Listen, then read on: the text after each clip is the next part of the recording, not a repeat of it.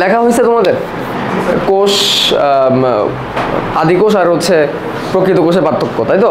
6টা করে পার্থক্য লিখতে বলছি। কেন বললাম? কারণ আদিকোষ আর প্রকৃত কোষের পার্থক্য এটা হচ্ছে আমাদের সৃজনশীলের খ নাম্বারে আসতে পারে এরকম একটা টপিক, হ্যাঁ। এবং আদিকোষ আর প্রকৃত কোষ এটা তোমরা যদিও বাচ্চাকাল থেকে পড়ে আসতেছো, ক্লাস 9-10 থেকে পড়ে আসতেছো, এখন তোমরা একাদশ শ্রেণী। আসলে এখন একাদশ দ্বাদশ শ্রেণী বললেও না, ব্যাচ উল্লেখ না করলে একটু বোঝা মুশকিল, 22-23 উল্লেখ করলে ভালো আর কি। কারণ দেখা যাবে যে অনেকে 22 ব্যাচ, তারা মনে করে তারাও কি একাদশ শ্রেণী, যদিও তারা সামনে পরীক্ষার্থী 22 ব্যাচের স্টুডেন্টরা। আচ্ছা লেখছো, এখন আমি জাস্ট কয়েকজনের কাছ থেকে একটু শুনবো কি লেখছো।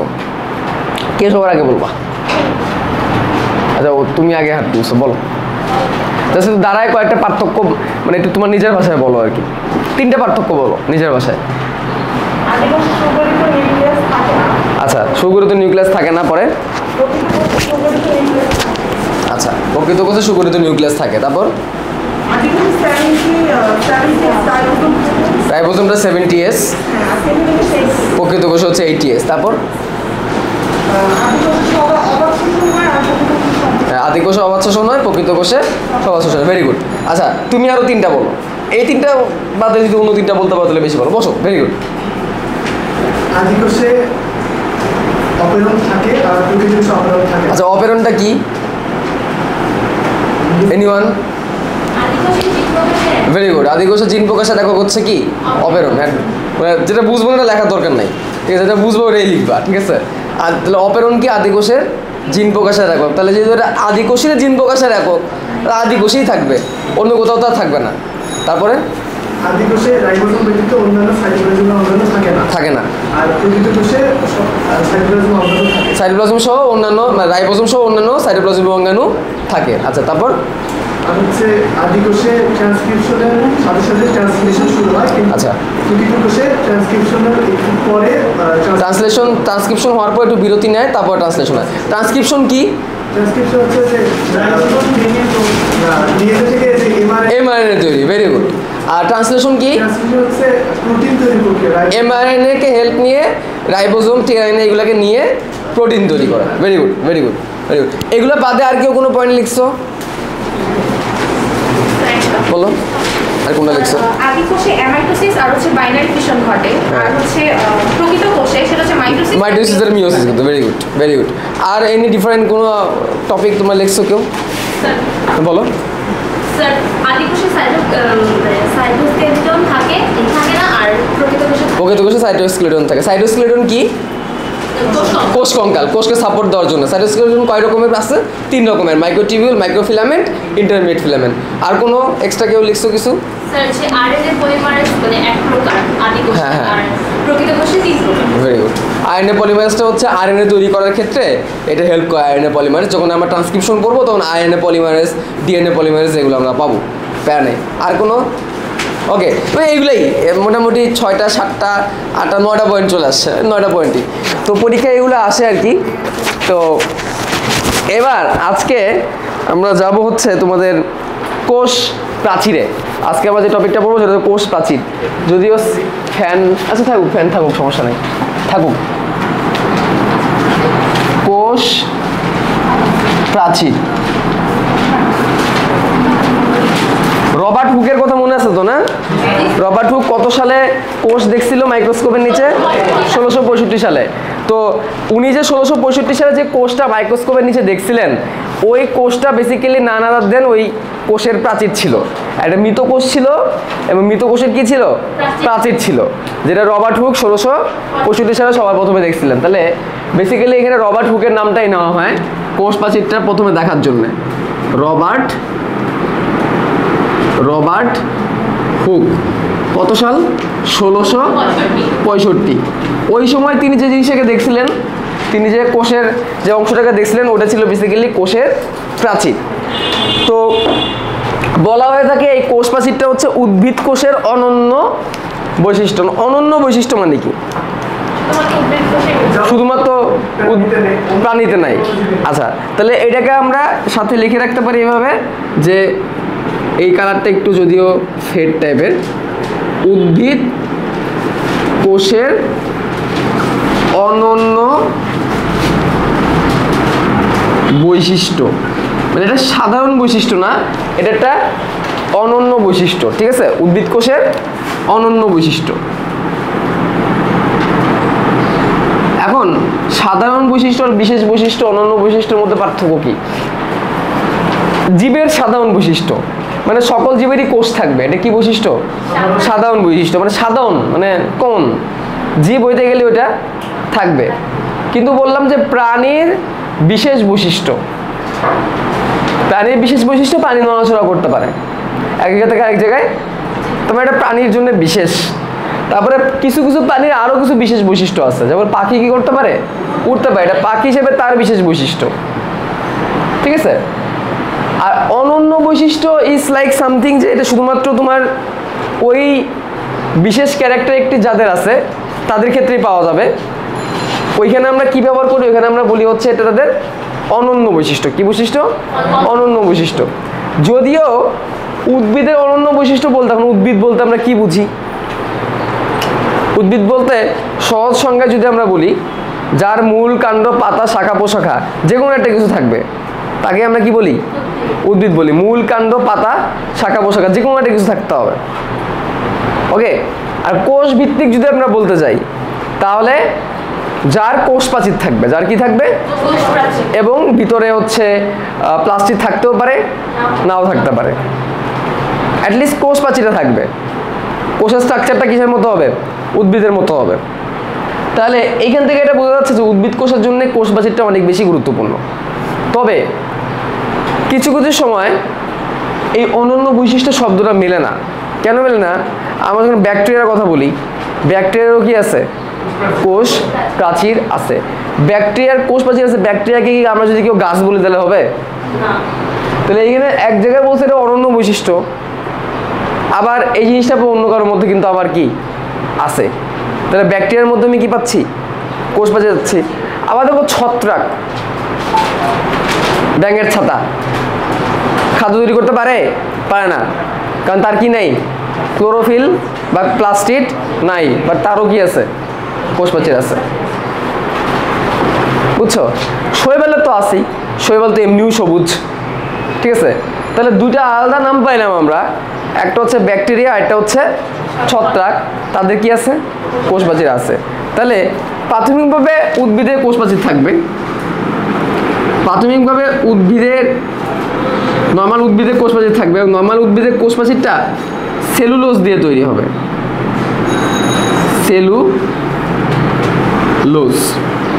সেলুলোজ কি? সেলুলোজ হচ্ছে একটা বহু শর্করা। সেলুলোজ কি? একটা বহু শর্করা। বহু শর্করা মানে কি? অনেকগুলো এক শর্করা মিলে কি তৈরি করে? অনেকগুলো এক শর্করা মিলে হচ্ছে বহু শর্করা তৈরি করে। তোমরা এক শর্করার নাম পড়ছো না? গ্লুকোজ। গ্লুকোজ কি? একটা এক শর্করা, এবং অনেকগুলা গ্লুকোজ অণু একটার পর একটা, একটার পর একটা, একটার পর একটা কি হয়? যুক্ত হয়। যুক্ত হয়ে গ্লুকোজের চেইন তৈরি করে, বা ধরো চেইন না, ঠিক আছে, পলিমার তৈরি করে। পলিমার মানে বুঝো তো, একটা জিনিস যখন অনেকবার নেওয়া হয় তখন সেটাকে কি বলে? পলিমার বলে। তো অনেকগুলো গ্লুকোজ একসাথে নিয়ে পলিমার তৈরি হবে, তো এটাকে গ্লুকোজের কাইন্ড অফ পলিমার, যেটার নাম হচ্ছে সেলুলোজ। তাহলে উদ্ভিদের কোষ প্রাচীরটা মূলত কি দিয়ে তৈরি? সেলুলোজ দিয়ে তৈরি। আচ্ছা, তারপর আমরা কার নাম দিলাম? ব্যাকটেরিয়ার নাম দিলাম, তাই না? যেহেতু তারা ব্যাকটেরিয়ারা পুরাপুরি উদ্ভিদের মতো না, এবং ব্যাকটেরিয়াকে কিন্তু উদ্ভিদ রাজ্যে রাখা হয় নাই, মনেরা নামে একটা রাজ্যের মধ্যে রাখা হয়েছে, মনেরা রাজ্য। যার কারণে ব্যাকটেরিয়ার কোষ প্রাচীরটা পুরোপুরি সেলুলোজ দিয়ে তৈরি হবে না। ব্যাকটেরিয়ার কোষ প্রাচীর তৈরি হবে কি দিয়ে? ব্যাকটেরিয়ার কোষ প্রাচীরের প্রধান উপাদান হচ্ছে লিপিড এবং প্রোটিন। লিপিড ও প্রোটিন একসাথে এটাকে আরেকটা নামে ডাকা হয়, লিপো প্রোটিন। আচ্ছা, প্রোটিন মানে তো বুঝো আমিষ। লিপিড কি? চর্বি জাতীয়, তেল জাতীয় পদার্থগুলোকে কি বলে? লিপিড বলে। এই জন্য না, এই যে এই বায়োমলিকিউলস, এগুলোকে বায়োমলিকিউলস বলে। শর্করা, আমিষ, স্নেহ, এগুলোকে বলে বায়োমলিকিউলস। মলিকিউলস মানে কি? অণু। আর বায়ো মানে কি? জীব দেহে থাকে বা জৈব অণু। এই জীব দেহে থাকে এই অণুগুলোকে আগে পড়ে নিলে ভালো, তোমাদের জন্য ইজি হয়। এটা কোথায় আলোচনা করছে? এটা আলোচনা করছে হচ্ছে কোষ রসায়নে। তো কোষ রসায়নটা তো আমরা আসলে সাধারণত মানে ওইভাবে করে মানে আগে বই না, আগে আমরা এই কোষ ওর গঠন থেকেই শুরু করি, বাট কোষ রসনে এত সুন্দর সুন্দর বেসিক আছে, এগুলো জেনে এই চ্যাপ্টার পড়তে আসলে না দেখবো তোমার আরো সহজ হয়ে গেছে। উচিত এটাই, আগে কোষ রসন পড়ে এটা পড়া। তো আমার ইউটিউব চ্যানেলে কোষ রসন নিয়ে একটা প্লে লিস্ট তৈরি হচ্ছে, অলরেডি ডাইস্যাকারাইড পড়ানো হয়ে গেছে, দ্বিশর করা, তো তোমরা চাইলে ওইগুলো দেখে নিতে পারো। ঠিক আছে, তাহলে তোমাদের ইন দ্য মিন ফাঁকে ফাঁকে কিছু বেসিক ক্লিয়ার হয়ে যাবে। ঠিক আছে, আমার হাসনাত শুভ্র চ্যানেলে চলে যাবা, SAHNAT SHUBRO, ওইখানে দেখবা যে কোষ রসায়নের একটা প্লে লিস্ট আছে, 7-8টা ভিডিও আছে, তাহলে বেসিক কনসেপ্টগুলো ক্লিয়ার হয়ে যাবে। ছোটো ছোটো ভিডিও, 20 মিনিট 25 মিনিটের ভিডিও, তাহলে একদিন একটা দেখে ফেলতে পারবা।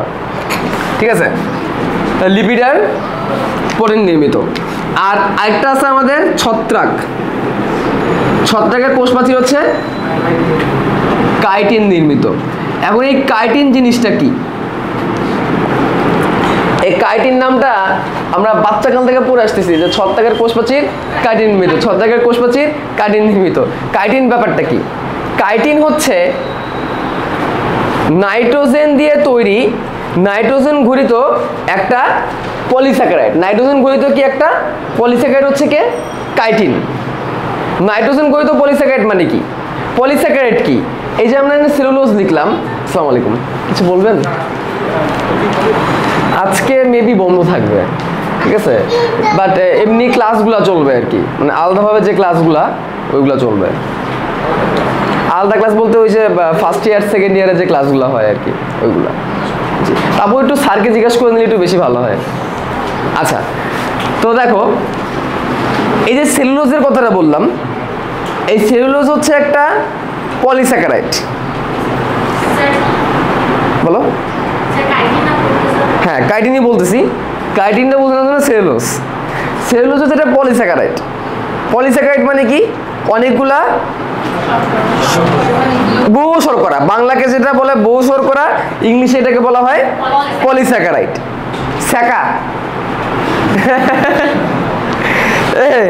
স্যাকা স্যাকা কে কে খাইছো?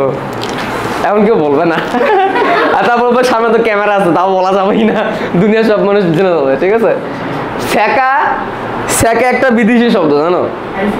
এই যে হ্যাঁ, আগুনের ছায়া খাইছে, ভেরি গুড, আগুনের ছায়া খাইছি। আচ্ছা, তো স্যাকা একটা বিদেশি শব্দ, গ্রিক না কি হবে জানি একটা। স্যাকা শব্দের অর্থ কি জানো? স্যাকা শব্দের অর্থ হচ্ছে সুগার, মিষ্টি। স্যাকা শব্দের অর্থ হচ্ছে কি? মিষ্টি। কেমনে জানো? খাবার মিষ্টি করার জন্য কি মিশায়? স্যাকারিন মিশায় না? ওই স্যাকারিন মিষ্টি। আর এই স্যাকা থেকেই স্যাকারাইড, মনোস্যাকারাইড এক শর্করা, ডাইস্যাকারাইড যে দুইবার স্যাকা খাইছে না, 2 শর্করা, অলিগোস্যাকারাইড 3 থেকে 10 শর্করার, পলিস্যাকারাইড যার জীবনটা হচ্ছে ছ্যাকার উপর দিয়ে যায়, যার হচ্ছে ছ্যাকা খাওয়ার কপিরাইট আছে। ঠিক আছে, তার মানে ছ্যাকা খেতে খেতে তার জীবনটা মানে বাঁশের মতো সে ছ্যাকা খায়। ব্যাপারটা হচ্ছে যতদিন জীবনে আছে শ্বাস খেয়ে যাবো বাঁশ। ঠিক আছে, বাঁশের মতো বেঁচে আছি যেভাবে বাঁচে মশার মাছি। ঠিক আছে, এই হচ্ছে ওদের অবস্থা। তো ওই স্যাকারাইড শব্দের অর্থ হচ্ছে শর্করা। তো এক শর্করাকে মনোস্যাকারাইড বলে। গ্লুকোজ আর ফ্রুক্টোজ হচ্ছে কি? এক শর্করা। ঠিক আছে, গ্লুকোজ, এগুলো তোমাদের কোষ রসায়ন অধ্যায়ে আমি আবার পড়াবো। গ্লুকোজ আর ফ্রুক্টোজ এগুলাকে বলা হয় কি? এক শর্করা। গ্লুকোজ তো গ্লুকোজই চেনো তোমরা, আর ফ্রুক্টোজ কি? ফ্রুক্টোজকে হচ্ছে ফলের রসে পাওয়া যায়। ফ্রুক্টোজকে কই পাওয়া যায়? ফলের রসে। নাম দেখো, ফ্রুক্টোজ নামটা আসছে কিন্তু ফ্রুট, ফ্রুট থেকে নামটা আসছে। আরেকটা মজার জিনিস কি জানো? গ্লুকোজ আর ফ্রুক্টোজ উভয়েরই সংকেত হচ্ছে C6H12O6। গ্লুকোজের সংকেত তো আমরা বাচ্চাকাল থেকে জানি, ফ্রুক্টোজের সংকেত ওইটাই, C6H12O6। এরা একে অপরের সমাণু, এরা একে অপরের সমাণু, তবে এদের আণবিক সংকেত এক, গাঠনিক সংকেতটা কি? ভিন্ন। গ্লুকোজ আর ফ্রুক্টোজ, গ্লুকোজ ফ্রুক্টোজ, আরেকটা আছে গ্যালাক্টোজ। ওই গ্যালাক্টোজও ওই C6H12O6। ঠিক আছে, এগুলো হচ্ছে এক শর্করা। এগুলো কি? এক শর্করা। তাহলে এটা মনে রাখতাম কেমনে জানো? 1GF। ঠিক আছে, 1GF গ্লুকোজ আর ফ্রুক্টোজ। জীবনে একটাই জিএফ ছিল, সেও ছ্যাকা দিয়ে দিল। ঠিক আছে, এই টাইপের। তাহলে মনো ছ্যাকা মানে কি? মোনোস্যাকারাইড। মোনোস্যাকারাইড। আমার একটা ফেভারিট ক্যারেক্টার আছে যার নাম হচ্ছে কুতুব সাহেব। এই ক্যারেক্টারটা আমার খুব ফেভারিট, যে কোনো কিছু এক্সাম্পল দিলে কুতুব সাহেবের এক্সাম্পল দিই। তো কুতুব সাহেব ফার্স্ট টাইম একটা ছ্যাঁকা খাইছে, খাওয়ার পরে বিবাহ করেছে। বিবাহ মানে কি? বিয়ে। এবার সারা জীবনের জন্য ছ্যাঁকা খেয়ে গেছে, কারণ তাকে এখন তার বিবি যে আছে মশলা বাটায়। মশলা বুঝো, মানে তাকে তো রান্না করায়। তো একবার তো খাইছে, এভাবেই খাইছে। দ্বিতীয়বার খাইছে হচ্ছে কি, তাহলে মশলা বাটায়। মশলা মতে মনে রাখবা মল্টোস, সতে মনে রাখবা সুক্রোজ, আরেকটা আছে সেলোবায়োস, আর লতে মনে রাখবা ল্যাকটোস। লতে মনে রাখবা ল্যাকটোস। তাহলে এইগুলো হচ্ছে কি ডাইস্যাকারাইড। এগুলো কি ডাইস্যাকারাইড। এগুলো হচ্ছে কি ডাইস্যাকারাইড। মল্টোস, মল্টোল না, মল্টোস। দুইটা গ্লুকোজ মিলে একটা মল্টোস তৈরি হয়। একটা গ্লুকোজ একটা ফ্রুক্টোজ মিলে এখনো চিনি বা সুক্রোজ তৈরি হয়। একটা গ্লুকোজ আর গ্যালাক্টোজ মিলে ল্যাকটোজ তৈরি হয়। আচ্ছা, এখন এদের কি একটু বলি। ল্যাক্টো শব্দটা কোথায় পাই? দুধে। আচ্ছা, দুধ কি একটা আদর্শ খাবার? আদর্শ খাবার। তার মানে শর্করা, আমিষ, স্নেহ সব কিছুই থাকবে, তাই না? তো দুধের মধ্যে যে শর্করাটা থাকে একে ল্যাকটোজ বলে। কি বলে? ল্যাকটোজ। আরেকটা কথা মনে রাখবা, যে কোনো শর্করার নামে শেষে ওজ যুক্ত হয়। ওজ, দেখো মোটামুটি সবগুলোর নামে শেষে কি আছে? ওজ আছে। গ্লুকোজ, ফ্রুক্টোজ, ওজ আছে। তাহলে এটা হচ্ছে ল্যাকটোজ। কি দিয়ে তৈরি হয় জানো? এখনো গ্লুকোজ আর এখনো গ্যালাক্টোজ মিলে ল্যাকটোজ তৈরি হয়। আচ্ছা, সুক্রোজ, চিনি আছে না? চিনিকে বলা হয় কি? সুক্রোজ। চিনির আরেক নাম কি? সুক্রোজ। সুক্রোজ কি দিয়ে তৈরি হয়? একটা গ্লুকোজ একটা ফ্রুক্টোজ মিলে কি হয়ে যাবে? সুক্রোজ হয়ে যাবে। আর মল্টোজ সেলুলোজ তৈরি করতে গেলে দুইটা গ্লুকোজ লাগে। তার মানে এদের পরিচয় কি? এরা হচ্ছে ডাইস্যাকারাইড। মানে এরা কয়টা মনোস্যাকারাইড দিয়ে তৈরি? দুইটা মনোস্যাকারাইড দিয়ে তৈরি, বা দুইটা শর্করা দিয়ে তৈরি। আচ্ছা, সবশেষে আসছে ওই যে সারা জীবন খেয়ে যায়, পলিস্যাকার। এইখানে কে কে আছে? এইখানে আছে স্টার্চ। স্টার্চের নাম শুনছো? Starch, cellulose, starch, cellulose. আরেকটা আছে গ্লাইকোজেন। গ্লাইকোজেন কোথায় জমা থাকে? আমাদের দেহে। আমাদের দেহে কি জমা থাকে? যকৃতে, মাংসপেশিতে গ্লাইকোজেন জমা থাকে। এগুলো পরে পড়বো, আপাতত জেনে রাখো। এই সেলুলোজটার কথাই আমরা বলতেছি। উদ্ভিদ দেহ গঠন করে কে? সেলুলোজ। আর উদ্ভিদ দিয়ে জমা থাকে কে? স্টার্চ। ব্যাপারটা কি? সালোক সংশ্লেষণ প্রক্রিয়ায় উদ্ভিদ কি তৈরি করে? শর্করা জাতীয় খাবার তৈরি করে। অরফে গ্লুকোজ তৈরি করে। অরফে কি তৈরি করে? গ্লুকোজ। সালোক সংশ্লেষণ প্রক্রিয়ায় উদ্ভিদ কি তৈরি করে? গ্লুকোজ। এই গ্লুকোজটাকে সে অনেকগুলোকে একসাথে কি করে? মিক্স করে। অনেক গ্লুকোজকে একসাথে মিক্স করে সে যদি খাবার হিসেবে নিজের দেহে জমা রাখে, তখন সেটা হয়ে যায় স্টার্চ। পরবর্তীতে ধান হয়, গম হয়, ভুট্টা হয়। আর যদি এই গ্লুকোজটাকে সে তার নিজের দেহ গঠনে ব্যবহার করে, তখন সেটা হয়ে যায় সেলুলোজ। সে নিজের ডালপালা বড় করে, পাতা বড় করে, তখন এটাকে কি বলে? এটাকে বলা হয় হচ্ছে সেলুলোজ। ওকে, তাহলে উদ্ভিদের গাঠনিক একক কাকে বলে? গাঠনিক একক কিন্তু সেলুলোজই বলে। ওকে,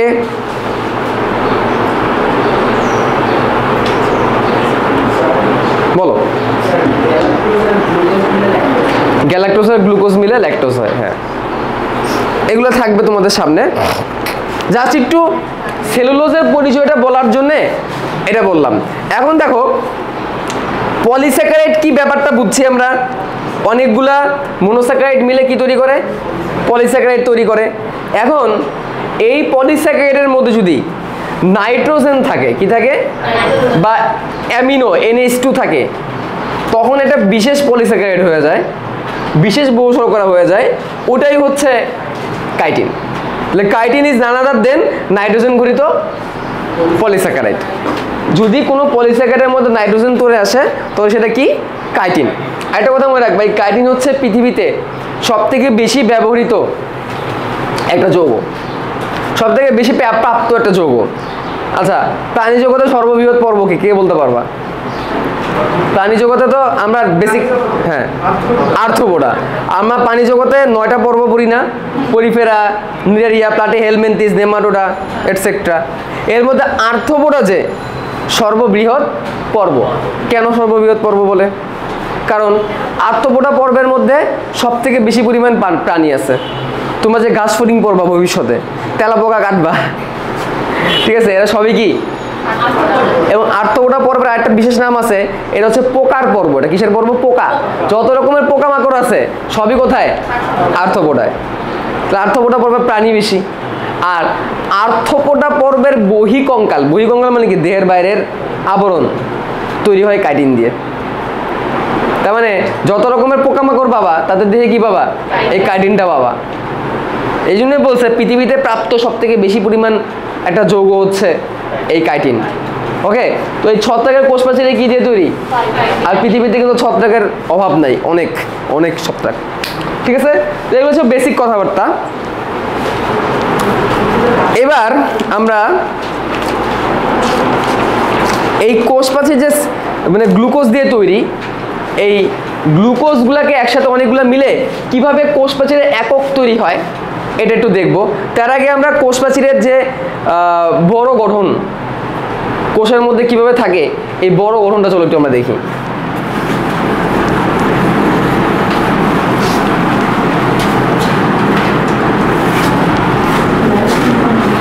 বায়োলজি তুমি যদি বুঝে পড়তে পারো তাহলে দেখবা অনেক মজা, এবং মুখস্থ করতে তোমার তেমন কষ্ট হবে না। আচ্ছা, হ্যাঁ, চিত্র বলে দিব কোনটা কোনটা লাগবে। যখন আমি আঁকাবো তখনই তোমাদেরকে বলে দিব যে কোন কোন চিত্র লাগবে। ঠিক আছে, দেখো কোষ প্রাচীরটা বেসিক্যালি কিভাবে থাকে এটা আমাদের বুঝতে গেলে আমাদের একটা কোষ ফার্স্টে আঁকাইতে হবে। আমরা বাচ্চাকাল থেকে যে কোষটা আঁকায় অভ্যস্ত, এরকম দিতাম, দেওয়ার পরে এই হচ্ছে গহ্বর আর এই হচ্ছে কি নিউক্লিয়াস। হ্যাঁ, আচ্ছা, এই হচ্ছে কি নিউক্লিয়াস, এই একটা কোষ, এই তার গহ্বর, এই হচ্ছে কি নিউক্লিয়াস। এটা আমরা বাচ্চাকাল থেকে এভাবে আঁকাই। তারপরে আমরা কি করে দেই? আমরা হচ্ছে প্রাচীর দিই। প্রাচীর দেওয়ার ক্ষেত্রে আমরা ব্যবহার করি যে এরকম এইভাবে দিই, তাই না?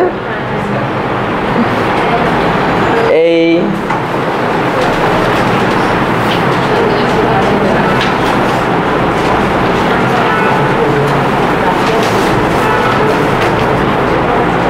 এভাবে দিয়ে দিই, বলে দিই এটাই হচ্ছে কি কোষের প্রাচীর। আসলে ঘটনাটা একটু অন্যরকম। ঘটনাটা হচ্ছে এখানে আরেকটা কোষ। এটা কি তোমাদের আগে বলছিলাম কখনো?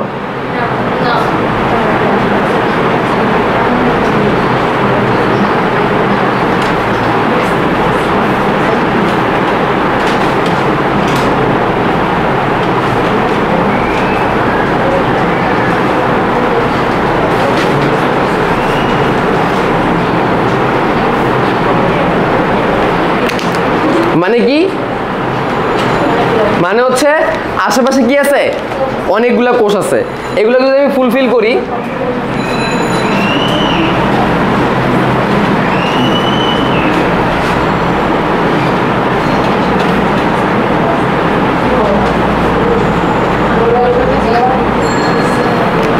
তারপরে গহ্বরগুলাকে আমরা, এটা যদি অতটা গুরুত্বপূর্ণ, একটু পরে মুছিয়ে দিব। এই তো আশেপাশে অনেকগুলো কোষ আছে। আর কোষ প্রাচীরটা বেসিক্যালি কি? কোষ প্রাচীরটা হচ্ছে এদের মাঝখানে একটা কমন প্রাচীর।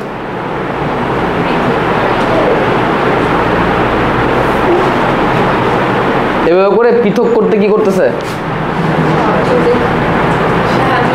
হ্যাঁ, মধ্যবর্তী একটা প্রাচীর মাঝখানে পৃথক করতে হেল্প করতেছে।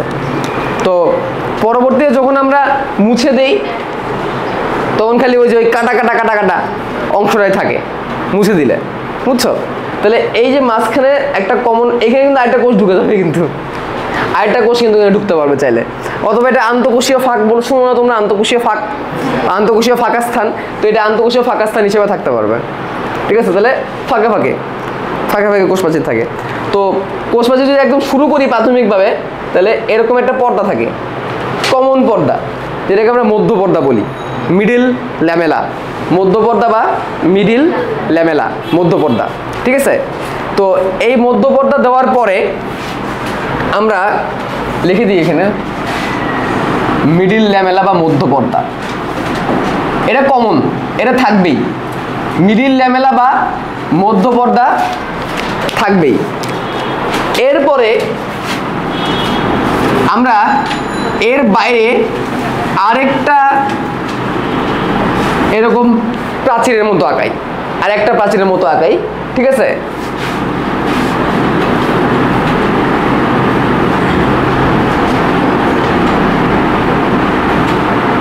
এই যে আরেকটা নীল প্রাচীরের মতো দিয়ে দিলাম, ঠিক আছে। এবং এটা এই সাইডেও দিয়ে দিই, মানে যেহেতু উভয় দিকেই কি আছে, কোষ আছে, এই কনসেপ্টটা বোঝানোর জন্যই কিন্তু এই যে এইভাবে আঁকাইছি, উভয় দিকেই, হ্যাঁ উভয় দিকেই, মানে আমরা দুই দিকেই দিব আর কি। তাহলে এটার নাম হবে প্রাথমিক প্রাচীর। এটার নাম কি? প্রাথমিক প্রাচীর। প্রাথমিক প্রাচীর। প্রাথমিক প্রাচীরটা তুলনামূলক মধ্যপর্দা থেকে একটু বেশি পুরু হয়। প্রাথমিক প্রাচীরটা, মধ্যপর্দা তো আরো পাতলা। প্রাথমিক প্রাচীরের পুরুত্ব 1 থেকে 3 মাইক্রোমিটার, 1 থেকে 3 মাইক্রোমিটার পর্যন্ত পুরু হয়ে থাকে। আচ্ছা, ওগুলো পরে আমরা মনে রাখতে পারবো। এবার আমরা এর বাইরে আরো একটা প্রাচীর দিয়ে দিব। এবার এটা হবে 3 স্তর বিশিষ্ট। কয় স্তর বিশিষ্ট? 3 স্তর বিশিষ্ট, ঠিক আছে। এটার নাম হবে কি? সেকেন্ডারি প্রাচীর। এটার নাম কি হবে? এর নাম হচ্ছে সেকেন্ডারি প্রাচীর। লাল কালি দিয়ে দেখাই।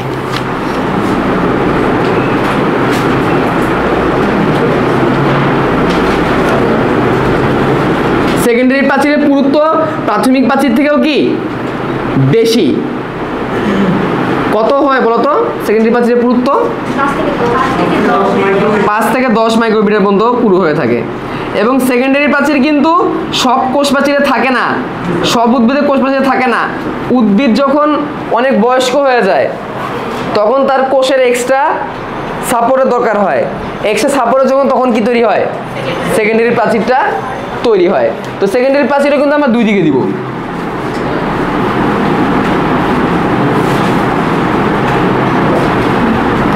এরপরে দেখো তোমাদের বইয়ের মধ্যে আরো একটা প্রাচীরের কথা বলছে, টারশিয়ারি প্রাচীর। দেখছো টারশিয়ারি প্রাচীরের বেলায় কি বলছে বলো তো দেখি, একজন রিডিং বলো তো। বিরল ক্ষেত্রে সেকেন্ডারি প্রাচীরের ভেতরের দিকে টারশিয়ারি প্রাচীর সৃষ্টি হতে পারে।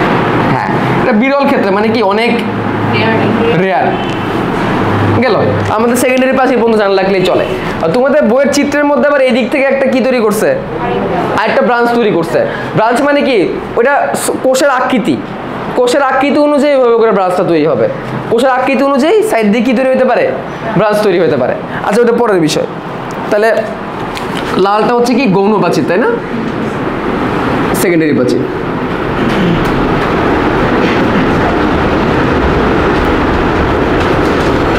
আচ্ছা, ভালো কথা। এখন মাঝখানে একটা ফাঁকা জায়গা তৈরি হলো না? এই যে ফাঁকা জায়গা, এই ফাঁকা জায়গাটাকে বলবে কি? কি বলবে? কূপ এলাকা। কূপ, ফাঁকা জায়গাটাকে কি বলবে? কূপ। কূপ বা পিট। এই ফাঁকা জায়গাটাকে বলবে কূপ বা পিট, ফাঁকা জায়গা। এবং এই ফাঁকা জায়গা থাকার ফলে কি হয়েছে জানো? পাশাপাশি দুইটা কোষ কি করতে পারে? কমিউনিকেশন করতে পারে। ধরো এইখানে একটা কোষ আছে, এইদিকে একটা কোষ আছে। এই ফাঁকা জায়গা দিয়ে ইজিলি তারা কি করতে পারবে? কূপ দিয়ে তাহলে সহজে তারা কি করতে পারবে? কমিউনিকেশন করতে পারবে বা সংযোগ রক্ষা করতে পারবে এই ফাঁকা জায়গা দিয়ে। এবং এই ফাঁকা জায়গা দিয়ে দুটা কোষের মধ্যে যে সংযোগ, এটাকে একটা বিশেষ নামে ডাকা হয়, এই নামটা কি প্লাজমোডেজমাটা। কি নাম? প্লাজমোডেজমাটা। তাহলে পাশাপাশি দুইটা কোষের মাঝখানে সংযোগ রক্ষা করার জন্য যে ব্যবস্থা, এটাকে কি বলা হয়? প্লাজমোডেজমা বা প্লাজমোডেজমাটা। বুঝছো? আচ্ছা দেখো, এই যে মুখোমুখি যেটা, এই যে একটা, এই যেটা মুখোমুখি না, এরা সেকেন্ডারি প্রাচীর আর প্রাথমিক প্রাচীর মুখোমুখি না, তো এটাকে বলা হয় পিট পেয়ার। কি বলে? পিট পেয়ার। এটাকে বলে পিট পেয়ার। বা তাহলে আমরা এই দুটাকে একসাথে বলতে পারি পিট পেয়ার। পিট পেয়ার, PAIR, পেয়ার মানে কি? পেয়ার মানে কি? জোড়া। কূপ দুটা একসাথে হয়েছে, আর মাঝখানে এলাকাটা হচ্ছে কূপ এলাকা, পিট এরিয়া। মাঝখানে যে জায়গাটা, এটা কূপ এলাকা বা পিট এরিয়া। তো এইভাবে একটা কি তৈরি হয়? কোষ প্রাচীর তৈরি হয়। আর মাঝখানে আমরা গুরুত্বপূর্ণ যে কথাটা পাইলাম সেটা কি? সেটা হচ্ছে প্লাজমোডেজমাটা। পাশাপাশি দুটি কোষের মাঝখানে সূক্ষ্ম ছিদ্রিপথে সাইটোপ্লাজমিক সংযোগ স্থাপন হয়। সাইটোপ্লাজমিক সংযোগ মানে কি? কোষ প্রাচীরের পরে আমরা যেগুলো পাচ্ছি ঝিল্লির ভিতরে, ওগুলো তো কি? সাইটোপ্লাজম। তাহলে পাশাপাশি দুটো কোষের মাঝখানে কি তৈরি করতে পারে? সাইটোপ্লাজমিক সংযোগ, সাইটোপ্লাজমের মধ্যে সংযোগ তৈরি করতে পারে, তখন এটাকে আমরা প্লাজমোডেজমাটা বলি। বলো। সংযোগটা, নালীটা যেটা আছে, এটাকে আমরা প্লাজমোডেজমা বলতেছি। ঠিক আছে? আর প্রক্রিয়াটা তো সংযোগ প্রক্রিয়া। ঠিক আছে? গেল। এখন এই মধ্যপর্দা, প্রাথমিক প্রাচীর, সেকেন্ডারি প্রাচীর প্রত্যেকেরই রাসায়নিক গঠন আছে। রাসায়নিকভাবে কে কি দিয়ে তৈরি, এই জিনিসটা একটু গুরুত্বপূর্ণ। এখন যদি একটু ফ্যানটা বন্ধ করে পিছনটা দিয়ে দাও, তাহলে মনে হয় একটু ভালো হয়। তোমাদের ভয়েসটা তাহলে আর শোনা যাবে না কিছুক্ষণের জন্য আর কি। থাক থাক, আপাতত এইভাবে থাক, তোমাদের ভয়েসটা তাহলে শোনা যাবে না। ঠিক আছে? আচ্ছা বলো। স্যার, পিট পেয়ারের মাঝখানে যে মধ্যপর্দাটা যায়, সেটাকে কি পিট মেমব্রেন বলা হয়? হ্যাঁ, এটা হচ্ছে পিট মেমব্রেন, এটা বলতে যাচ্ছিলাম। এই দেখো, পিট এলাকায় এরকম একটা প্রশ্ন আসতে পারে সুন্দর, যে পিট এলাকায় মাঝখানে কূপের এখানে শুধু কি থাকে? শুধু মধ্যপর্দা থাকে। খেয়াল করে দেখো, কি আছে এখানে? মধ্যপর্দা আছে, বাট অন্যান্য উপাদান কিন্তু নাই। তাহলে এই প্রশ্নটা আসতে পারে যে পিট এলাকায় বা কূপে শুধু কি থাকে? মধ্যপর্দা থাকে। শুধু কি থাকে? মধ্যপর্দা থাকে। এবং এটাকে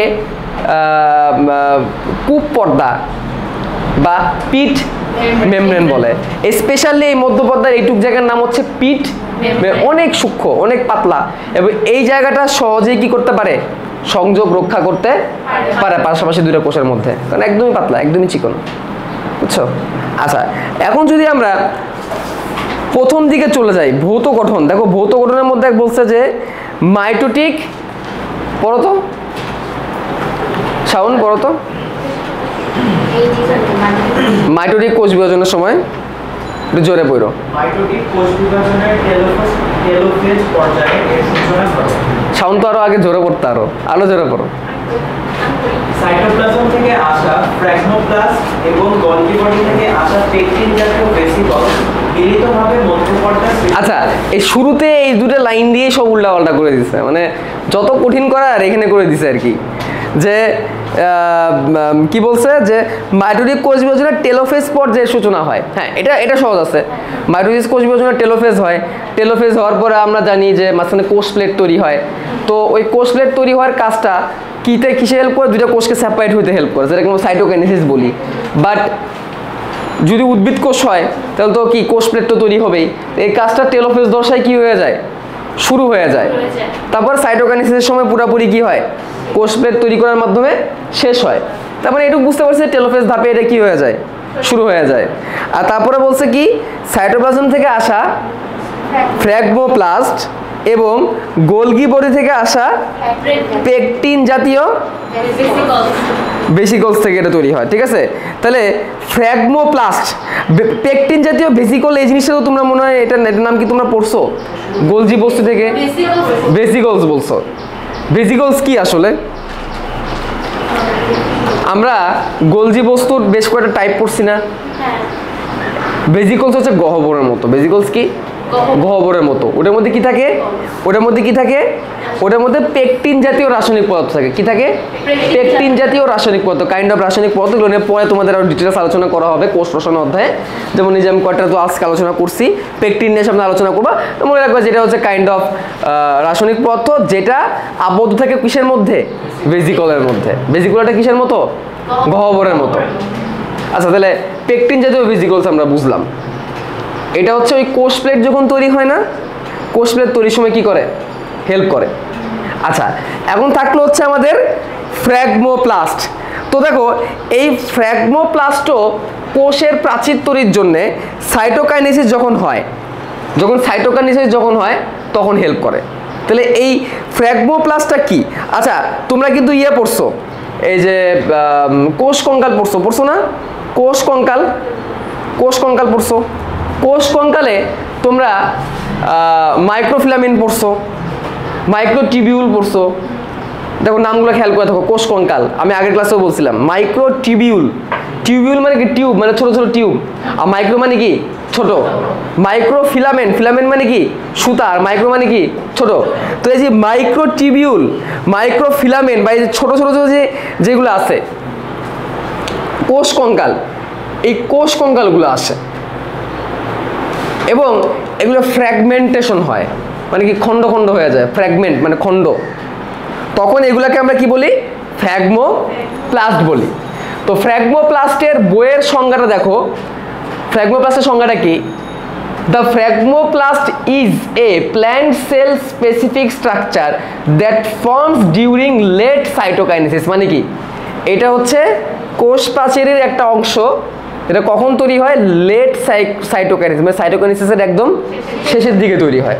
আচ্ছা দ্য কমপ্লেক্স অ্যাসেম্বলি অফ মাইক্রোটিবিউলস, মানে কি মাইক্রোটিবিউলসের কমপ্লেক্স অ্যাসেম্বলি মানে কি, মানে অনেকগুলো এসে যুক্ত হওয়া, অ্যাসেম্বলি মানে সমাবেশ। Actin filament and associated molecules act as framework for cell plate assembly and substances formation of the future cell wall separating the two daughter cell। মানে কি দুইটা অপত্য কোষকে সেপারেট করার জন্য আমার কি তৈরি হয়, সেল ওয়াল তৈরি হয়। সেখানে আমার কি লাগে, এই বিভিন্ন রকমের রাসায়নিক পদার্থ লাগে, তার মধ্যে একটা উপাদান হচ্ছে আমাদের এই ফ্র্যাগমোপ্লাস্ট। ঠিক আছে, হ্যাঁ তাই তোমরা বলতে পারো যে কোষকে পৃথক করার জন্যে বেশ কিছু রাসায়নিক পদার্থ যেগুলো কোষকে সাপোর্ট দেয়, এবং এগুলো হচ্ছে আমরা বলতে পারি যে মাইক্রো যে ফিলামেন্টটা যেটা আমরা পাইছিলাম, মাইক্রোটিবিউল যেগুলো পাইছিলাম সেগুলোর একটা অংশ, জটিল একটা অংশ। মাইক্রোটিবিউলের দিয়ে তৈরি কি জটিল অংশ, তাকে আমরা কি বলি, তাকে বলি হচ্ছে আমরা ফ্র্যাগমোপ্লাস্ট। তাহলে এটা মাইটোটিক কোষ বিভাজনের টেলোফেজ দশায় সাইটোপ্লাজম থেকে আসা ফ্র্যাগমোপ্লাস্ট। ঠিক আছে, সাইটোপ্লাজম থেকে আসা কি ফ্র্যাগমোপ্লাস্ট। তো ফ্র্যাগমোপ্লাস্ট নিয়ে তোমাদের আরো মানে ডিটেল আলোচনা আছে, যখন তোমরা হচ্ছে ভবিষ্যতে হায়ার স্টাডিজে পড়তে যাবা, যেখানে হচ্ছে প্ল্যান নিয়ে আলোচনা করে। মেডিকেলে গেলে আর ফ্র্যাগমোপ্লাস্ট নিয়ে আলোচনা পাবা না, কারণ মানুষের শরীরে তো আর কি নাই, ফ্র্যাগমোপ্লাস্টটাই, কোষের প্রাচীরও নাই। ঠিক আছে, তো মাইক্রোটিবিউলস, মাইক্রোফিলামেন্ট, এন্ডোপ্লাজমিক রেটিকুলাম এই সবগুলো লাগে। ঠিক আছে, এখানে কিন্তু এন্ডোপ্লাজমিক রেটিকুলামও লাগে। এখানে কি লাগে, আগেকার বইয়ে এই কথাটা অ্যাড করে দিত যে এন্ডোপ্লাজমিক রেটিকুলাম দিয়ে তৈরি কমপ্লেক্স একটা গঠন, জটিল গঠন। এখন আর এন্ডোপ্লাজমিক রেটিকুলাম কথাটা উল্লেখ করে নাই। তো আমরা এখানে কয়টা জিনিস পাবো, যদি আমরা সহজভাবে বলি তাহলে ফ্র্যাগমোপ্লাস্ট হচ্ছে প্রথমে এন্ডোপ্লাজমিক রেটিকুলামটা বলে দিলাম, মাইক্রোটিবিউল, মাইক্রোফিলামেন্ট দিয়ে তৈরি একটা ফ্রেমওয়ার্ক মানে কি একটা গঠন, যেটা সাইটোকাইনেসিস ধাপে কোষ প্লেট তৈরিতে কি করবে, হেল্প করবে। কোষ প্লেটই পরবর্তীতে কোষ প্রাচীর তৈরি করে। তাহলে তিনটা উপাদানের নাম বলতে পারো, কোষ, এন্ডোপ্লাজমিক রেটিকুলাম, ফ্র্যাগমোপ্লাস্টটাই বলতেছি আমি, এন্ডোপ্লাজমিক রেটিকুলাম, মাইক্রোটিবিউল, মাইক্রোফিলামেন্ট মিলে জটিল স্ট্রাকচার, যাকে আমরা বলতেছি ফ্র্যাগমোপ্লাস্ট। কেন এটাকে আমি ডাইরেক্ট তো কোষ কঙ্কাল বলতে পারতাম, কারণ ওই যে আবার এন্ডোপ্লাজমিক রেটিকুলাম চলে আসছে। তো ফ্র্যাগমোপ্লাস্ট আসলে একটা জটিল গঠন, যেখানে কোষ কঙ্কাল, এন্ডোপ্লাজমিক জালিকা সবগুলোর হেল্পে আমাদের নিতে হয়। বুঝছি এখন? ওকে, এন্ডোপ্লাজমিক রেটিকুলাম। আরও উপাদান থাকতে পারে, এগুলো হচ্ছে কমন উপাদান আর কি। আচ্ছা, পেকটিক অ্যাসিড বেশি পরিমাণে থাকায় প্রথম দিকে জেলির মতো থাকে, কোষ প্রাচীরে যে স্তর দুটি পাশাপাশি মধ্যপর্দা হিসেবে কাজ করে। মানে পেকটিক অ্যাসিড বেশি পরিমাণে থাকে, কোষ প্রাচীরে কি বেশি পরিমাণে থাকে, পেকটিক অ্যাসিড বেশি পরিমাণে থাকে। এই প্রশ্নটা কিন্তু এমসিকিউ আসতে পারে যে কোষ প্রাচীরে কোনটি বেশি থাকে, পেকটিক অ্যাসিড বেশি পরিমাণে থাকতে পারে। আর ব্যাকটেরিয়া কোষ প্রাচীর কি দিয়ে তৈরি বলছিলাম, মানে লিপিড এবং প্রোটিন। ব্যাকটেরিয়া কোষ প্রাচীর আরেকটা সহজ নাম আছে গঠনের, সেটা হচ্ছে পেপটিডোগ্লাইকন। তোমরা যখন ব্যাকটেরিয়া পড়তে যাবা, ঠিক আছে, তোমরা যখন ব্যাকটেরিয়া পড়তে যাবা তখন পেপটিডোগ্লাইকান ওয়ার্ডটা পাবা। পেপটিডোগ্লাইকন নামটা সহজ, এতবারই পড়া লাগবে, ভবিষ্যতে সহজ হয়ে যাবে। পেপটিডোগ্লাইকন, পেজ নাম্বার বলে দিই ধরো,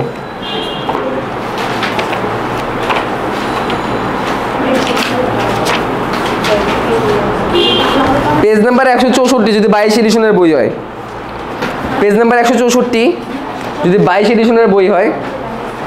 আর 4 নাম্বার পয়েন্ট, ব্যাকটেরিয়ার গঠনের 4 নাম্বার পয়েন্ট পাইছো?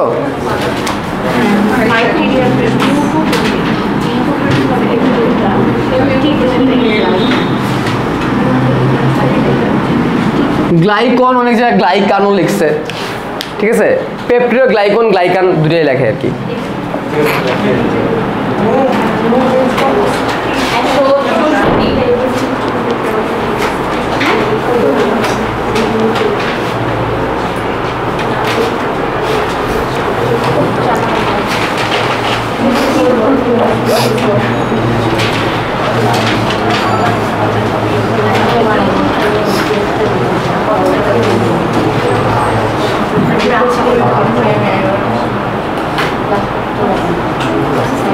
ওকে, ডান। এটা পেপটিডোগ্লাইকনটা হচ্ছে কি, যে ব্যাকটেরিয়ার কোষ প্রাচীরের কথা বললাম না, ব্যাকটেরিয়ার কোষ প্রাচীর লিপিড এবং প্রোটিন নিয়ে তৈরি।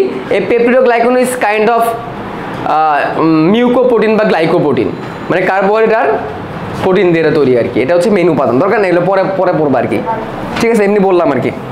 আচ্ছা, তো কেন বলছে, কেন এর কথা আসলো, এই ব্যাকটেরিয়ার এই কোষ প্রাচীরে আবার দুটো অ্যাসিড পাওয়া যায়, মুরামিক অ্যাসিড আর টিকুইক অ্যাসিড। তো এই অ্যাসিডগুলো মনে রাখতে হয় যে কোথায় কোন অ্যাসিড পাওয়া যায়। মুরামিক অ্যাসিড আর টিকুইক অ্যাসিড পাওয়া যায় ব্যাকটেরিয়ার কোষ প্রাচীরে, আর নর্মাল কোষ প্রাচীরে কোনটা, পেকটিক অ্যাসিড। এইগুলো এমসিকিউতে ডাইরেক্ট চলে আসে যে ব্যাকটেরিয়ার কোষ নর্মাল কোষ প্রাচীরে কোন অ্যাসিড পাওয়া যায়, পেকটিক অ্যাসিড পাওয়া যায়, ঠিক আছে। আচ্ছা, তো প্রাথমিক প্রাচীরটা হচ্ছে সেলুলোজ, হেমিসেলুলোজ এবং গ্লাইকোপ্রোটিন দিয়ে তৈরি। সেলুলোজ, হেমিসেলুলোজ এবং কি দিয়ে তৈরি, এইগুলো একটু এমসিকিউর জন্য দাগায় রাখো যে প্রাথমিক প্রাচীর কি দিয়ে তৈরি, হেমিসেলুলোজ এবং গ্লাইকোপ্রোটিন দিয়ে তৈরি। কে, প্রাথমিক প্রাচীর। ওকে, এবং এটা মধ্যপর্দার উপর জমা হয়। ব্যাপারটা কি, এই ধরো মধ্যপর্দা, এটা হচ্ছে কি, এবার এটার উপরে এসে রুটির মতো বা রুটি বা ধর আটার মতো তুমি মাখাই দিলা, কি মাখাই দিলা, সেলুলোজ, হেমিসেলুলোজ আর গ্লাইকোপ্রোটিন, তখন একটা স্তর তৈরি হবে না, সেই স্তরটা কি হবে, প্রাথমিক প্রাচীর হবে। ব্যাপারটা হচ্ছে এরকম। এবং তার উপরে যদি আরও তুমি যদি অনেক স্তর তৈরি করো, ঠিক আছে, আরও বেশ কিছু পুরো যদি স্তর তৈরি করো, যেমন লিগনিন, সুবেরিন, বাচ্চাকালে পড়ছিলা কিন্তু আরও তখন সেটা হয়ে যাবে কি, সেকেন্ডারি প্রাচীর। তাহলে একটার পর একটা স্তর তৈরি করবা এবং আস্তে আস্তে কি তৈরি হবে, প্রাথমিক প্রাচীর, সেকেন্ডারি প্রাচীর তৈরি হবে। সেকেন্ডারি প্রাচীর কয় স্তর বিশিষ্ট, 3 স্তর বিশিষ্ট। প্রাইমারি প্রাচীরের পুরুত্ব কত বলছিলাম, আর সেকেন্ডারি প্রাচীরের, এগুলো কিন্তু এমসিকিউতে আসে। আর এদের কি পড়তে হবে, সাথে এদের উপাদানগুলা পড়তে হবে, ঠিক আছে, কে কি উপাদান দিয়ে তৈরি। পাশাপাশি টারশিয়ারি প্রাচীরও থাকতে পারে। টারশিয়ারি প্রাচীর জাস্ট জেনে রাখো যে আরও একটা স্তর থাকতে পারে, সেটার নাম কি, টারশিয়ারি প্রাচীর। তাহলে প্রাথমিক প্রাচীর মধ্যপর্দার উপর কি জমা হয়ে তৈরি হচ্ছে, সেলুলোজ, হেমিসেলুলোজ আর গ্লাইকোপ্রোটিন। আর তারপরে সেকেন্ডারি প্রাচীরে আরও পুরো হচ্ছে কিভাবে, lignin, suberin, cellulose, lignin, suberin, এগুলো আরও বেশি পরিমাণে কি হচ্ছে, জমা হয়ে তৈরি হচ্ছে। স্যার এখানে কোনো টারশিয়ারি প্রাচীর হচ্ছে সেকেন্ডারি প্রাচীরের ভিতরের দিকে হয়, তাহলে কি প্রাইমারি প্রাচীরের উপর আর সেকেন্ডারি প্রাচীরের মাঝামাঝি হয়? আচ্ছা দেখো ওয়ার্ডটা এখানে ভালো করে পড়ো, যে মাঝে মাঝে কি হয়, অতিমাত্রায় বিপাকীয় ফলে কোথায় কোথায়, হ্যাঁ বিরল করতে সেকেন্ডারি প্রাচীরের ভেতরের দিকে। এখন এই ভেতরের দিক তুমি কোন দিক থেকে দেখতেছো তার উপর নির্ভর করতেছে, মানে তুমি কোন জায়গা থেকে দেখতেছো। নর্মালি কি হয়, এই মাঝখানেটা লেয়ার তৈরি হয়ে যায়, মাঝখানে মানে কি প্রাথমিক প্রাচীর আর সেকেন্ডারি প্রাচীর কি মাঝখানে, বাট পুরো জায়গা জুড়ে থাকে না, কিছু কিছু জায়গায়, ধরো সামান্য যে এইটুক জায়গায় তৈরি হইলো, তখন ওইটা মানে এমন না যে একদম বড় একটা লেয়ার তৈরি করে ফেলবে, এই জন্য বলছে ভেতরে, মানে ভেতর সাইডে আর কি। অনেক সময় সেকেন্ডারি প্রাচীরগুলো এমন স্ট্রাকচার নিয়ে তৈরি করে যেখানে আসলে মানে এটা আসলে লম্বি থাকে না, একটু বেঁকে যায়, কীরকম হয়ে যায়। যেমন ধরো তোমাদের বই কিন্তু কী করে দেখাইছে, বাঁকায় দেখাইছে না, তাহলে যদি এইখানে থাকতো ওটাকে আমরা কি বলতাম, ভেতরেই তো বলতাম। তার মানে একদম ভেতরে যে সবসময় থাকবে এরকম না।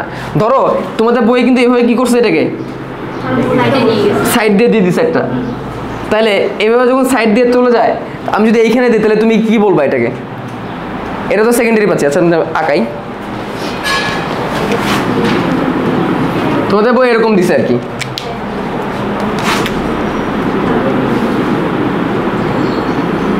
এই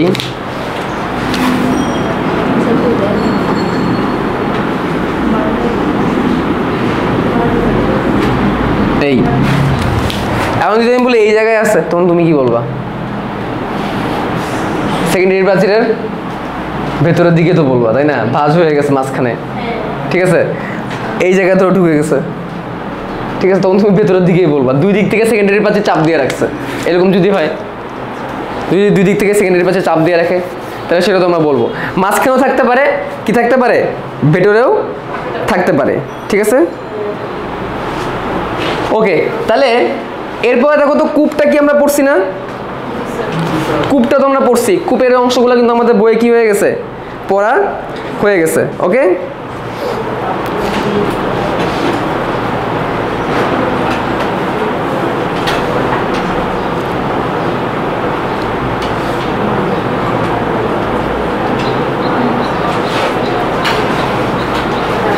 আচ্ছা বলো।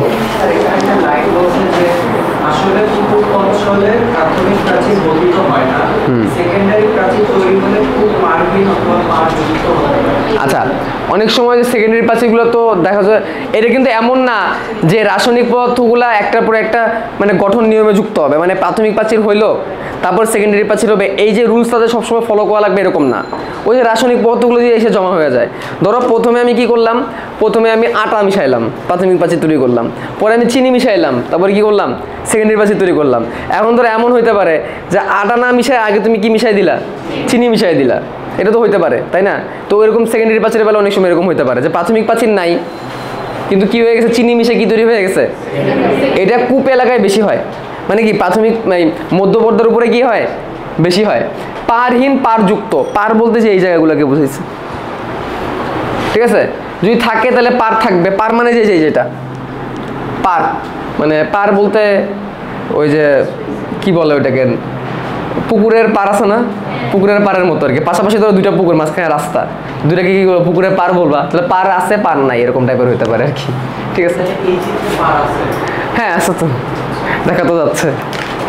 আচ্ছা এবার দেখো তোমাদের বইয়ে রাসায়নিক গঠন লিখছে, রাসায়নিক গঠনগুলো একটু একটু প্যারা আর কি, মানে মনে রাখার একটু প্যারা, বাট এখান থেকে আসলে কিন্তু এমসিকিউ চলে আসে, রাসায়নিক গঠন থেকে কিন্তু প্রায় কি আসে। তো দেখো অধিক পরিমাণে কোন অ্যাসিড জমা হয়, তোমাদের বইয়ে লিখছে পেকটিক অ্যাসিড জমা হয়, তাহলে পেকটিক অ্যাসিডের নামটা কিন্তু আমাদের কি রাখতে হবে, মনে রাখতে হবে। তারপরে ক্যালসিয়াম পেকটেট, ম্যাগনেসিয়াম পেকটেট, এগুলো লবণ, এগুলো থাকতে পারে, এটা জাস্ট মনে রাখলে চলে, প্যারা নাই। যেটা লাগবে দেখো সেলুলোজ, হেমিসেলুলোজ, গ্লাইকোপ্রোটিনের কথা বলছে। হেমিসেলুলোজ কি এটা বলছে, হেমিসেলুলোজের বিভিন্ন রকমের কি থাকে, উপাদান থাকে এটা বলছে, নট সো ইম্পর্টেন্ট। কিন্তু দেখো এই দেখো জাইলোগ্লুকান, এই জায়গাটা সবার প্যাচ লাগে। দেখো লেখছে কি, জাইলোগ্লুকান নামক হেমিসেলুলোজ প্রাচীর গঠনে ক্রস লিঙ্ক হিসাবে কাজ করে, এই জায়গাটাই সবার একটু বেশি প্যারা হয় এবং এই জায়গাটা ইম্পর্টেন্ট, যে এই জাইলোগ্লুকান কি আর ক্রস লিঙ্ক ব্যাপারটা কি? আচ্ছা, জাইলোগ্লুকান হচ্ছে একটা হেমিসেলুলোজ, এটু তো বুঝছি, রাসায়নিক পদার্থ একটা। জাইলোগ্লুকান হচ্ছে একটা হেমিসেলুলোজ, কোষ প্রাচীর গঠনের ক্রস লিঙ্ক হিসাবে কাজ করে। ক্রস লিঙ্ক মানে কি? ধরো অনেকগুলো সেলুলোজ একসাথে যুক্ত হইলো, একটা সেলুলোজের চেইন তৈরি করলো কোষ প্রাচীর তৈরি করার জন্য, নিচে আরেকটা লেয়ার তৈরি করলো, দুটাকে তোমার কি করতে হবে? সংযোগ স্থাপন করতে হবে, লিঙ্ক করতে হবে। তাহলে পাশাপাশি দুইটা সেলুলোজের মধ্যে কি লিঙ্ক তৈরি করা, that is cross link. That is কি? Cross link. এই ক্রস লিঙ্ক তৈরির ক্ষেত্রে হেল্প করে কে? জাইলোগ্লুকান। ঠিক আছে, তাহলে এখন এই সুন্দর চিত্রটা মুছে দেওয়া লাগবে, কিছু করার নাই। আমি যখন কোনো চিত্র খুব সুন্দর করে আঁকাই না, পরে মুছতে খুব মানে কষ্ট লাগে। ধরো এইগুলাকে একটা সেলুলোজ, ধরো সেলুলোজের চেইন, ধরো পাশে আরেকটা সেলুলোজের চেইন,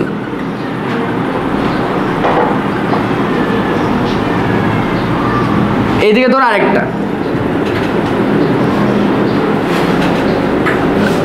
তো জাইলোগ্লুকানগুলো এসে খুব সুন্দর করে কি করে, এগুলোকে একসাথে কি করে দেয়?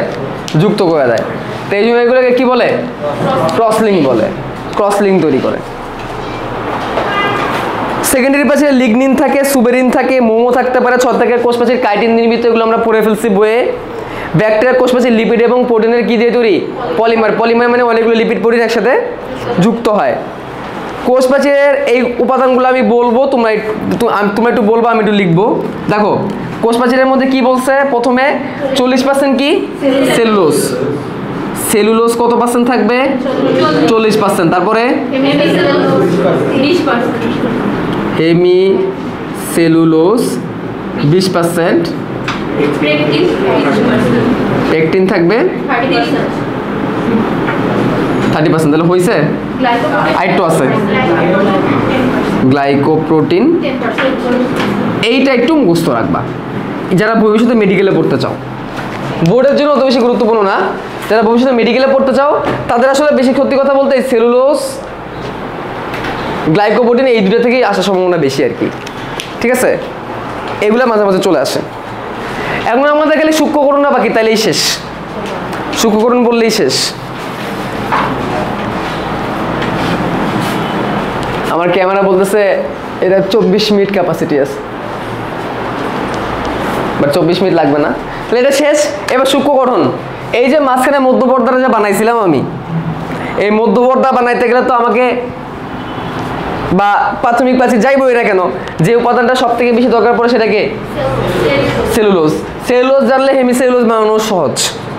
ঠিক আছে, গ্লাইকোপ্রোটিন কি? কার্বোহাইড্রেট প্লাস প্রোটিন, তার মানে এখানেও কিন্তু কি আছে? কার্বোহাইড্রেট আছে। আচ্ছা, তাহলে আমার এখন সেলুলোজটা দিয়ে কিভাবে আমি কোষ প্রাচীরটা বানাই সূক্ষ্মকরণ দেখবো, যেটা কিনা আমাদের সৃজনশীলের 2 নম্বরে আসে। এতক্ষণ আমরা যা যা বললাম আজকে, এতক্ষণ আমরা যা যা বললাম এই সবগুলা আইদার সৃজনশীলের জ্ঞানমূলকে আসবে, মানে কি 1 নম্বরের জন্য, অথবা এমসিকিউতে আসবে। এমসিকিউতে আসার সম্ভাবনাই সব থেকে।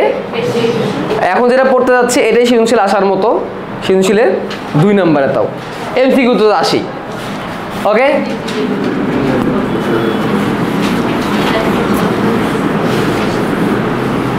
ডান। গ্লুকোজ 6 কার্বন বিশিষ্ট একটা শর্করা।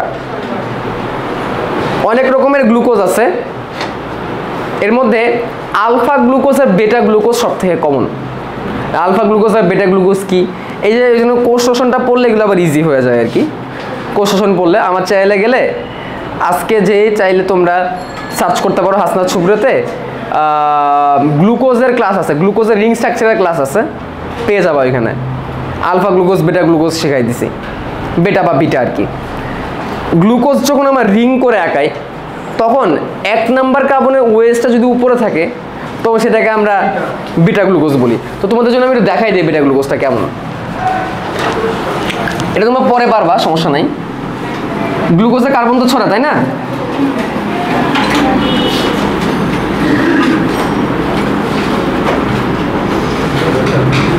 এখন এটা অ্যাকাউন্ট দেখলে কঠিন মনে হতে পারে, বাট পরে দেখবা যে সহজ।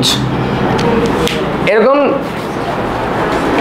6টা কার্বন, 1 2 3 4 5 6, এটা 1 নম্বর কার্বন, 2 নম্বর কার্বন, 3 4 5 6, 6টা কার্বন। প্রত্যেকটা কার্বনের উপর নিচে একটা করে হ্যান্ড আছে, আছে না? এই হ্যান্ডগুলাকে তুমি দুটো উপাদান দিয়ে ফিল আপ করবা, OH এবং H। শর্ত হচ্ছে OS একবারই ব্যবহার করতে পারবা, OS একবারই ব্যবহার করতে পারবা, H মাল্টিপল টাইম ব্যবহার করা যাবে। আচ্ছা দরকার নেই এত পেঁচাই না পেঁচাই। 1 নম্বর কার্বনে OS যদি উপরে দিয়ে দিই, বাকিগুলো কেমনে ফিল আপ করে লাগে দেখো, এখানে H, এখানে যদি OS থেকে উপরে ধুয়ে দিলে এখানে নিচে, এখানে উপরে, এখানে নিচে, আর বাকিগুলো H। এগুলো স্ট্রাকচার তোমাদের পরে শেখাবো, এখন দরকার নেই, এখন দরকার না, জাস্ট জেনে রাখো এটা হচ্ছে একটা গ্লুকোজ। এটা কি একটা 1 নম্বর কার্বনের ওয়েসটা কোথায়? উপরে, এটা হচ্ছে বেটা গ্লুকোজ।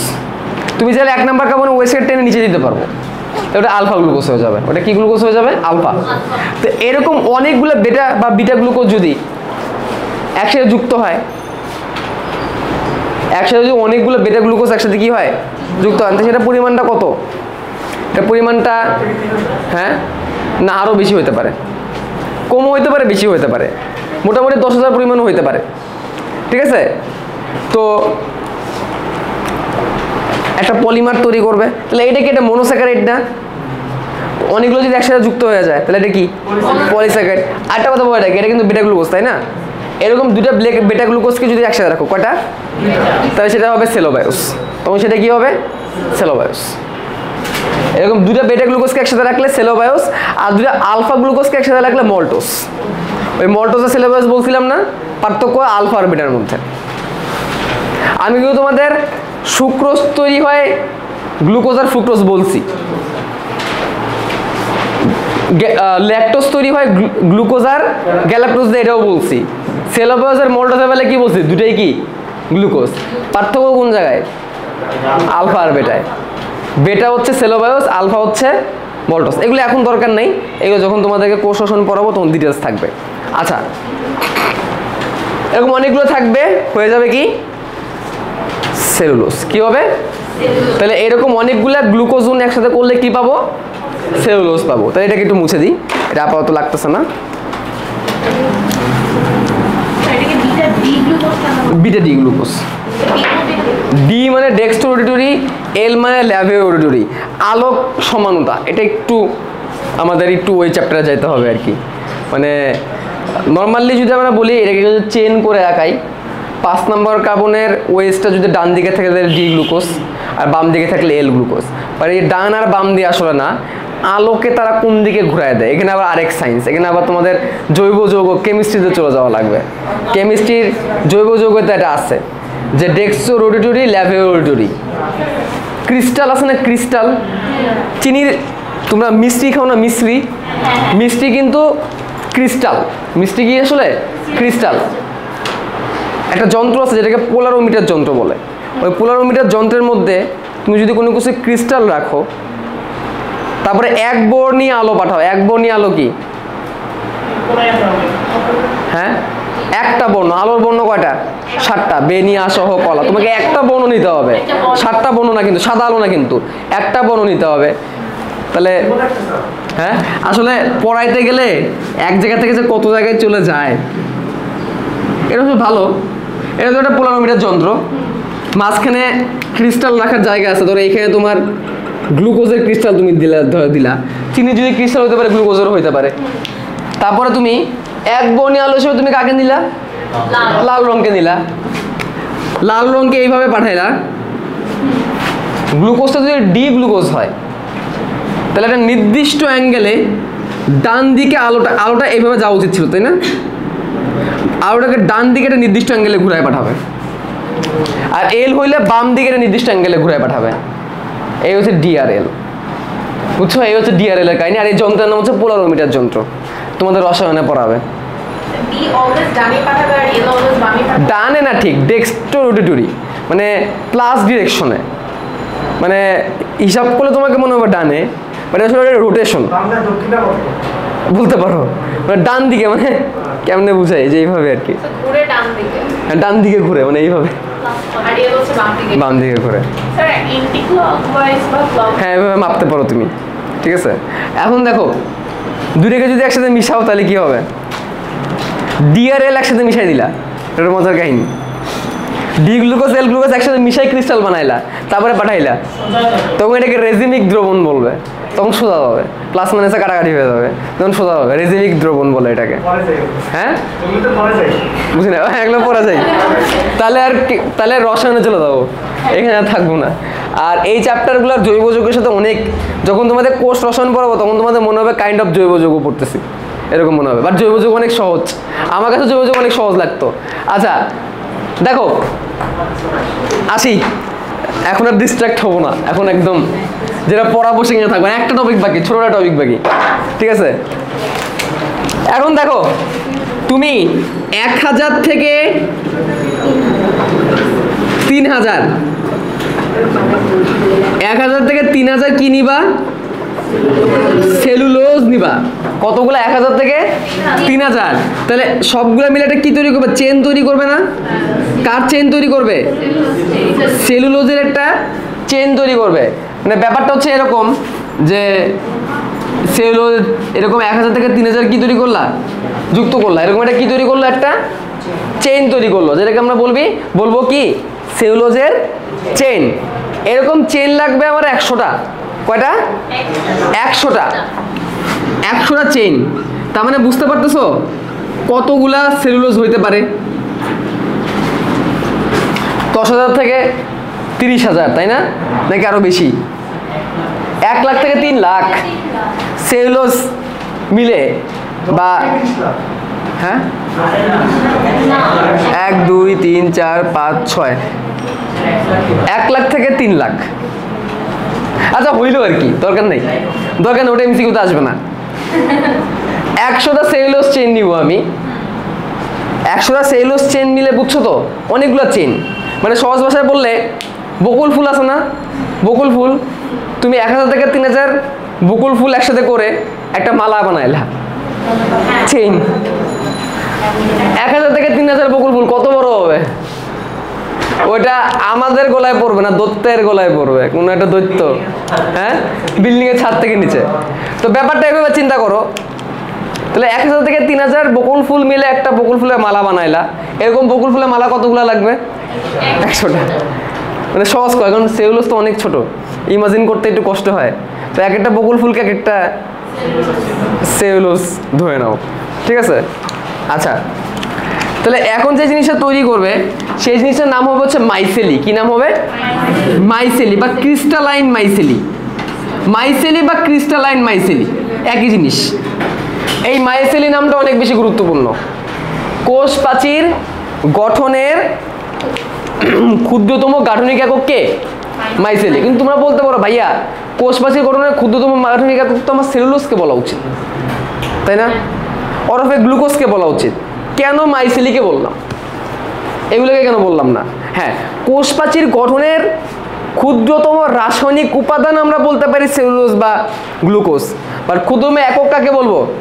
কারণ অনেকগুলো সেলুলোজ মিলা তুমি গাছের কাঠও বানাইতে পারো, অনেকগুলো সেলুলোজ মিলা সবজির আঁশ বানাইতে পারো, অনেকগুলো সেলুলোজ মিলা তুমি তুলাও বানাইতে পারো, অনেকগুলো সেলুলোজ মিলা তুমি কি বানাইতে পারো? কোষ প্রাচীরও বানাইতে পারো। কি বানাবে আমি কিন্তু বুঝতে পারতেছি না, বা যখন আমি মাইসেলির কাছে যাব তখন এটা ফিক্স, এটা কি তৈরি করবে।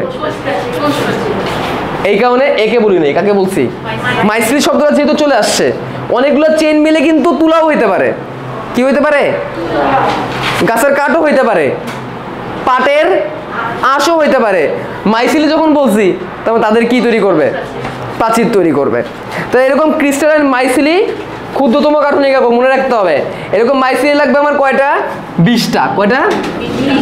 20টা। এখন কি তৈরি হবে? মাইক্রোফাইব্রিল। মাইক্রোফাইব্রিল, ফাইব্রিল মানে কিন্তু সুতা, তাই না? ফাইব্রিল শব্দটা আসছে ফাইবার থেকে। ফাইব্রিল শব্দটা কোথা থেকে আসছে? আচ্ছা আমি একটু লিখে ফেলি সবগুলা। এরকম মাইক্রোফাইবার লাগবে করা তোমার 250টা। তাহলে তুই হবে ম্যাক্রো, মাইক্রো ছোট না ম্যাক্রো ছোট? তাহলে এটা একটু বড় হইলো, তাই না? মনে রাখা সহজ। দেখো আগে মাইক্রো পরে ম্যাক্রো, কারণ মাইক্রো ছোট, অনেকগুলো মাইক্রো মিলে কি তৈরি হবে? আচ্ছা, অনেকগুলো মাইক্রোফাইবার মিলে কি তৈরি হবে? একটা সুতা, একটা তন্তু। ফাইবার মানে কি? তন্তু। এরকম অনেকগুলো তন্তু মিলে মোটা হয়ে একটা প্রাচীর তৈরি করবে।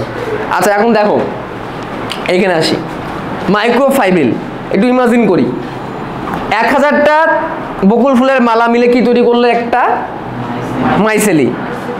তাহলে সরি 100টা বকুল ফুলের মালা একসাথে ঝুলাই দিলাম গলার মধ্যে, তো এই সেটকে আমরা কি বলবো? মাইসেলি। তো এরকম 20টা, এরকম কয়টা? এরকম 20টা মাইসেলি আনবো, মানে 20 সেট বকুল ফুলের মালা আনবো। 20 সেট, কিন্তু এক সেট তৈরি হয়েছে কি দিয়ে? 100 দিয়ে। তখন সেটা হবে মাইক্রোফাইবার, মানে দেখতে ছোট্ট একটা সুতার মতো মনে, মানে ছোট্ট একটা চিকন সুতার মতো মনে হচ্ছে। এরকম কতগুলো নিব? তখন এটা মোটা একটা সুতার মতো মনে হবে, বা তাও পুরোপুরি সুতা এখনো হয় নাই। মানে দেখবা সুতার শরীর থেকে অনেক সময় আঁশের মতো বের হয় না?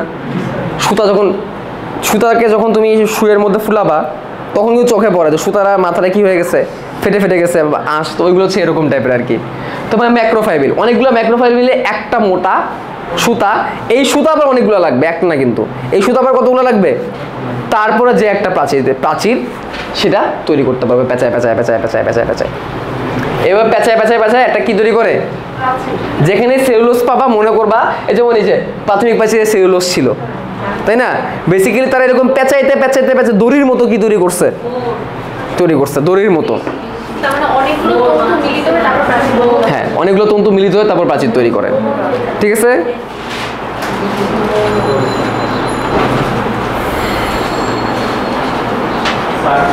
বলো। হ্যাঁ, সেলুলোজ। হ্যাঁ,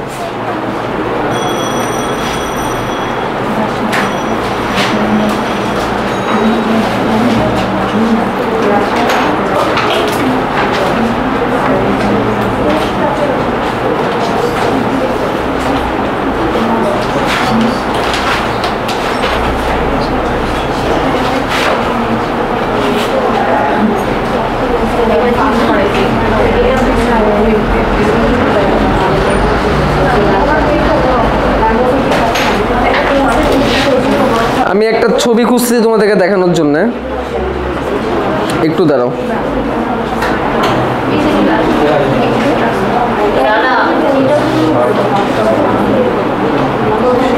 পাচ্ছি না ছবিটা। স্মার্ট বোর্ডে পড়লে একটা সুবিধা কি, অনেক জটিল ছবিগুলা দেখায় দেওয়া যায়, যেটা কিনা এখানে আঁকাইতে গেলে একটু ডিফিকাল্ট।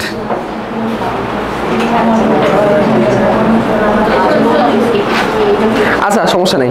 তাহলে আমাদের কিন্তু তাহলে কি শেষ? কোষ প্রাচীরের কাজটা শেষমেশ। যার ভয়েস অনেক লাউড, একটু রিডিং পড়ো। কে সাউন্ড করবা? জোরে কে পড়বা? তুমি করবা? আচ্ছা, তুমি পড়ো। হ্যাঁ, কোষ প্রাচীরের কাজগুলা। হ্যাঁ, কোষ প্রাচীরের কাজ: কোষের সুনির্দিষ্ট আকৃতি দান করা। আচ্ছা, বাইরের আঘাত হতে ভেতরের সজীব বস্তুকে রক্ষা করা। বাইরের আঘাত থেকে রক্ষা করতেছে। আচ্ছা, প্রয়োজনীয় শক্তি ও দৃঢ়তা প্রদান করা। হ্যাঁ, প্রয়োজনীয় দৃঢ়তা মানে কি? স্ট্রং করে ধরে রাখে। পরে পানি ও খনিজ লবণ শোষণ ও পরিবহনে সহায়তা করা। হ্যাঁ, পানি এবং খনিজ লবণ শোষণ করতে পারবে তার ভিতরে ফাঁকা জায়গা দিয়ে। এক কোষকে অন্য কোষ হতে পৃথক করা। এত বেসিক কমন সেন্স, পৃথক করে রাখছে। কোষ প্রাচীরের খুব এলাকা ছিদ্রপথ দিয়ে প্রয়োজনীয় বস্তু কোষের ভেতরে বা বাইরে চলাচল করে। আগেই বলছি আমরা, সংযোগপথ তৈরি করে। বহি ও অন্ত উদ্দীপনার পরিবাহক রূপে প্লাজমোডেসমাটা কাজ করে। প্লাজমোডেসমাটা হচ্ছে বাইরে থেকে ভেতরে বিভিন্ন জিনিস আদান প্রদান, উদ্দীপনা, এগুলোর ক্ষেত্রে কাজ করে। তাহলে আমাদের কোষ প্রাচীর শেষ। তাহলে নেক্সট দিনে আমরা কোষ ঝিল্লি যাবো, তাই না? কোষ ঝিল্লি। প্রোটোপ্লাজম সহজ আছে, প্রোটোপ্লাজম এভাবে করে না গেলেও চলবে, প্রোটোপ্লাজম আলোচনার মধ্যে চলে আসবে। আমরা যাবো কোষ ঝিল্লি বা ফ্লুইড মোজাইক মডেলে যাবো। তো ততক্ষণ পর্যন্ত হচ্ছে আল্লাহ হাফেজ বলছে। আর যারা এতক্ষণ কষ্ট করে ভিডিওটা হচ্ছে ইউটিউব থেকে দেখছো, দেখার পর তো তোমরা সাবস্ক্রাইব করো না, এটা তোমাদের একটা দোষ। কইও সাবস্ক্রাইব করে তোমরা করছো? আচ্ছা, সাবস্ক্রাইব করে বেল আইকন দিয়ে রাখো, তাহলে কিন্তু পরের ভিডিওগুলো মিস করবা। আর এই ক্লাসগুলো হচ্ছে একটু স্পেশাল ক্লাস, এক্সপেরিমেন্টাল ক্লাস। কেউ এটাকে আবার অফলাইন ব্যাচ ভাইবো না, অফলাইন ব্যাচ ভাইবা আসার চেষ্টা করে লাভ নাই, কারণ এটা স্পেশাল একটা ব্যাচ, এটা এক্সপেরিমেন্টাল, হাতে গোনা কয়েকজনকে নিয়ে 5-6 জনকে নিয়ে এটা করা। অ্যান্ড মাঝে মাঝে 5-6 জনের বেশি হয়ে যায়, ঠিক আছে? So it's experimental and a kind of তোমাদেরকে একটু ভিন্ন ধর্মী একটা এক্সপিরিয়েন্স দেওয়ার জন্য। সবসময় তো খালি ক্যামেরার দিকে তাকায় কথা বলে, আজকে একটু অন্যভাবে। থ্যাংক ইউ ভেরি মাচ, ভালো থাকো, সুস্থ থাকো, আল্লাহ হাফেজ, দেখা হবে পরে একটা লেকচারে।